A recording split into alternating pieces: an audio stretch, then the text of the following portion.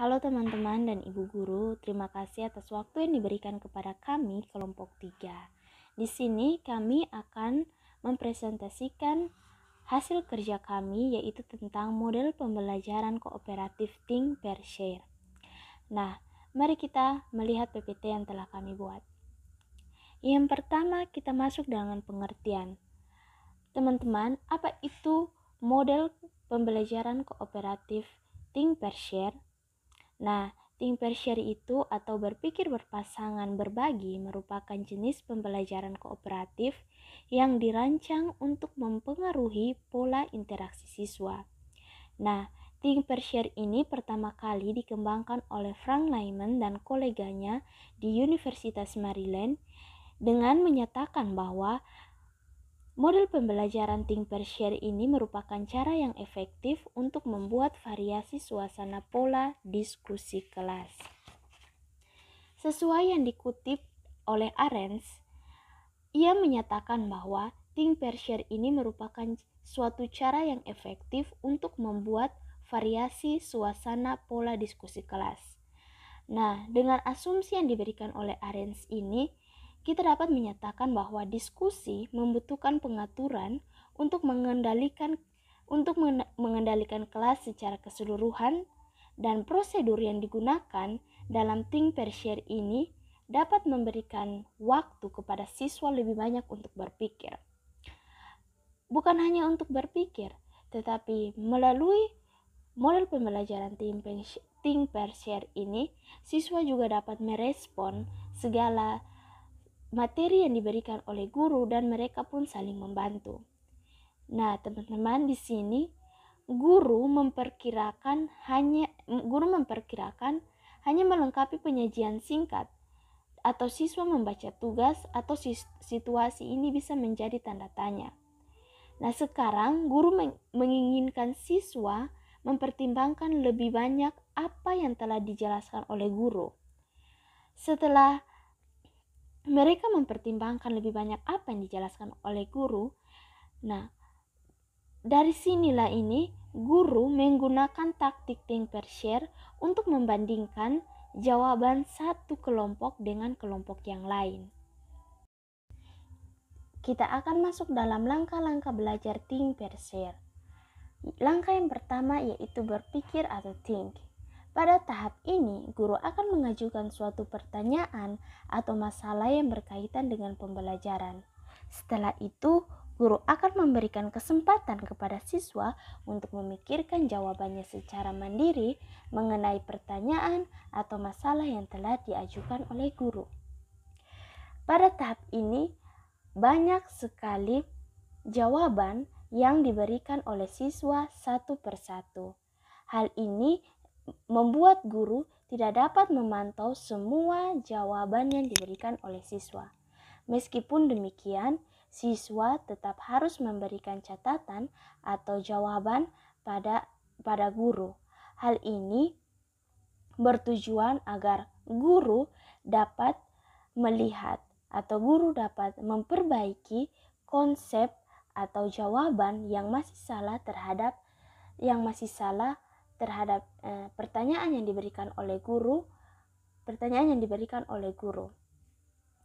Jadi, pada tahap ini juga guru dapat mengurangi masalah dari adanya siswa yang mengobrol. Kenapa demikian? Karena pada tahap ini mereka akan bekerja sendiri untuk menyelesaikan masalah atau untuk menyelesaikan pertanyaan yang telah diajukan oleh guru. Langkah yang kedua pada model pembelajaran Think Per Share adalah pairing atau berpasangan.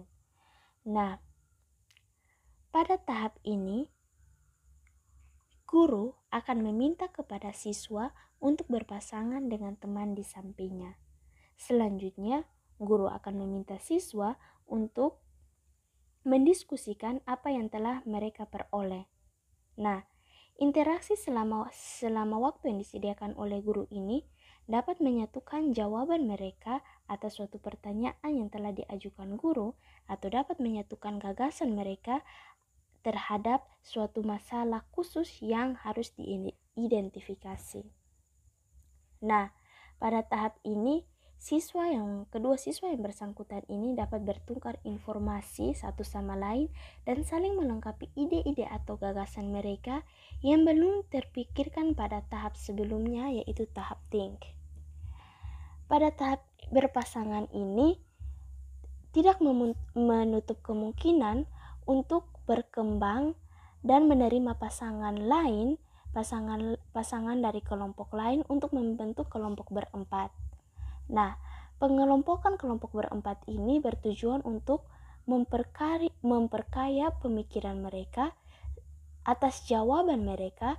Sebelum jawaban mereka ini mereka bagi dengan kelompok yang lebih besar, misalnya itu kelas. Namun, dengan pertimbangan tertentu, terkadang kelompok yang lebih besar bersifat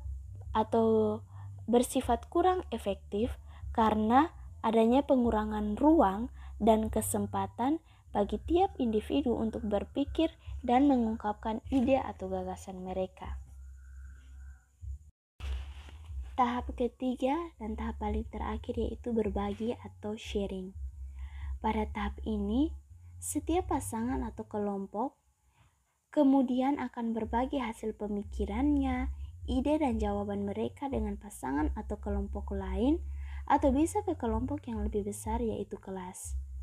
Nah, pada langkah ini dapat menolong agar semua kelompok itu berakhir di titik yang sama, yaitu jawaban yang paling benar. Pada langkah ini, pasangan atau kelompok yang pemikirannya masih kurang sempurna atau ada beberapa kelompok yang belum menyelesaikan permasalahannya itu diharapkan menjadi lebih memahami pemecahan masalah yang telah diberikan oleh guru dengan penjelasan dari kelompok lain yang berkesempatan untuk mengungkapkan pemikirannya. Selain itu, jika ada waktu yang memungkinkan, kelompok lain juga diberikan kesempatan untuk maju dan menyampaikan hasil diskusinya bersama pasangannya di depan kelas. Pada kesempatan ini pula atau pada langkah ini pula, guru dapat meluruskan atau mengoreksi jawaban setiap pasangan atau jawaban setiap siswa, serta guru mampu memberikan penguatan jawaban di akhir pembelajaran.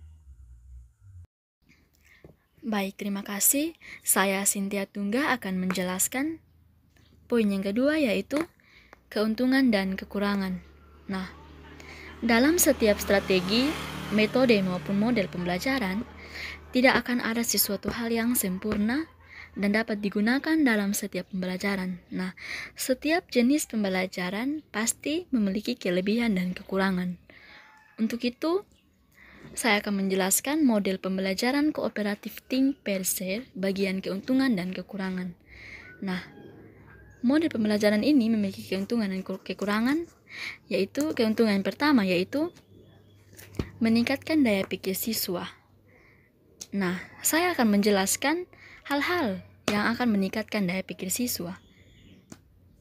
Yang pertama, rasa keingintahuan. Nah, akan ada rasa keingintahuan siswa untuk mencari tahu. Contohnya, guru memberikan soal. Nah, siswa itu pasti akan mengerjakan soal karena rasa keingintahuan yang tinggi. Nah, daya pikir siswa akan meningkat karena rasa keingintahuan tersebut. Hal yang kedua yaitu jangan pernah berhenti belajar dan berusaha. Nah, bagaimana daya pikir siswa meningkat kalau tidak pernah belajar atau mengulang kembali apa yang perlu diingat? Seperti membaca buku, melihat informasi di televisi dan internet. Itu merupakan sumber pendidikan berkelanjutan untuk meningkatkan daya pikir siswa. Nah, yang ketiga, sering membaca. Nah, mungkin salah satu kebiasaan ini ada yang menyukainya, ada juga yang tidak. Karena bagi beberapa orang, membaca merupakan hal yang membosankan dan juga membuat kita mudah mengantuk. Padahal semakin banyak membaca, maka semakin meningkatkan daya pikir siswa. Nah, keuntungan yang kedua, menyediakan waktu berpikir untuk meningkatkan kualitas respon siswa.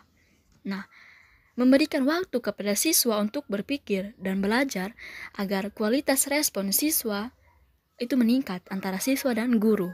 Nah, keuntungan yang ketiga, siswa menjadi lebih aktif dalam berpikir mengenai konsep dalam mata pelajaran. Nah, siswa menjadi lebih aktif karena dalam model pembelajaran kooperatif think per share, sesuai dengan namanya yaitu think atau berpikir. Nah, di sini siswa akan lebih mandiri dalam hal belajar. Siswa akan bekerja sendiri untuk mendapatkan sesuatu. Yang kedua, pair atau berpasangan. Nah, di sini siswa belajar berpasangan atau belajar dengan temannya dan saling bertukar pikiran atau informasi-informasi yang mereka dapat. Nah, yang ketiga, berbagi atau sharing. Di sini siswa dapat berbagi informasi, ide-ide kepada temannya yang lain. Hal-hal tersebut yang akan membuat siswa lebih aktif. Nah, keuntungan yang keempat, siswa lebih memahami tentang konsep topik pelajaran selama diskusi. Nah, kita kembali pada keuntungan yang ketiga tadi bahwa siswa dapat berpikir berpasangan dengan teman yang lain untuk berdiskusi, kemudian menyampaikan ide-idenya dan saling berbagi informasi-informasi yang mereka dapat. Nah, hal-hal tersebut akan membuat siswa lebih memahami tentang konsep topik pelajaran selama diskusi. Nah, keuntungan yang kelima, siswa dapat belajar dari siswa lain. Nah, siswa dapat belajar dari siswa lain, hal ini karena mereka saling berpasangan dalam bertukar pikiran, dalam menyampaikan informasi, dan saling berbagi informasi sehingga siswa dapat belajar dari siswa lain dan dapat mendapatkan banyak pelajaran dan pengetahuan yang banyak. Nah, keuntungan yang keenam, setiap siswa dalam kelompoknya mempunyai kesempatan untuk berbagi atau menyampaikan idenya. Nah, di sini siswa atau kelompok yang lain akan mendapatkan informasi yang kelompok lain bagikan dan ide-idenya. Ini sangat berguna atau sangat menguntungkan karena mereka banyak belajar dan sama-sama berbagi. Sama-sama untuk menyampaikan ide-ide mereka masing-masing. Nah, itu keuntungan dari model pembelajaran think per share. Ya, yang kedua, kekurangan. Kekurangan yang pertama, banyak kelompok yang melapor dan perlu dimonitor. Nah, perlu dimonitor atau perlu diawasi dan butuh pengawasan yang lebih karena banyak kelompok yang melapor. Itu merupakan kekurangannya. Yang kedua, lebih sedikit ide yang muncul. Nah, lebih sedikit ide yang muncul ini merupakan kekurangan dari model pembelajaran think per share karena ide-ide yang siswa dapat itu tidak terlalu banyak. Nah, yang ketiga, jika jumlah siswa sangat besar, maka guru akan mengalami kesulitan dalam membimbing siswa yang membutuhkan perhatian lebih. Nah, guru akan mengalami kesulitan jika jumlah siswa sangat banyak, karena jika siswa yang membutuhkan perhatian lebih, seperti siswa yang belum terlalu mengerti tentang mata pelajaran tersebut yang guru ajarkan, maka guru akan mengalami kesulitan. Itu merupakan kekurangan. Kekurangan yang keempat yaitu lebih banyak waktu yang diperlukan untuk presentasi karena kelompok yang banyak. Nah, lebih banyak waktu yang diperlukan dalam presentasi karena kelompok yang banyak.